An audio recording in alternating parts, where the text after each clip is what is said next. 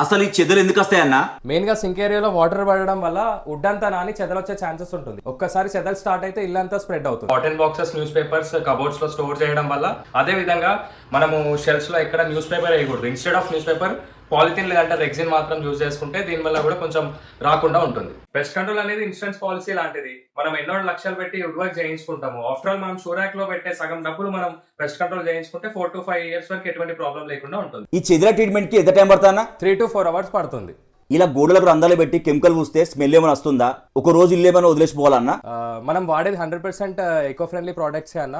ఈ కెమికల్ వల్ల హ్యూమన్ కి ఏం హార్మ్ఫుల్ ఉండదు, పెట్స్ కి ప్రాబ్లం ఉండదు, కిడ్స్ కి ప్రాబ్లం ఉండదు. ఇల్లు వదలాల్సిన పని లేదు, మీరు ఇంట్లో ఉండి కూడా చేయించుకోవచ్చు. అన్న ఇలా చెదల ట్రీట్మెంట్ తీసుకుంటే ఎన్ని రోజులు రాకుంటుంది?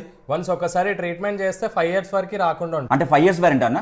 5 years వారంటీ. ఎవరన్నా ఇల్లు కొనుక్కున్నా, ఇల్లు కట్టించుకున్నా ఫస్టే చెదల ట్రీట్మెంట్ చేయించుకోండి. ఎందుకంటే ఈ పెంట బాధ అంతా తప్పుతుంది మీకు. ఈ చెదలే కాకుండా ఇంకేమేం చేస్తావన్నా? చెదలు, cockroaches, mosquitoes, flies, bed bugs కి ఇవన్నిటికీ ట్రీట్మెంట్ చేస్తాం.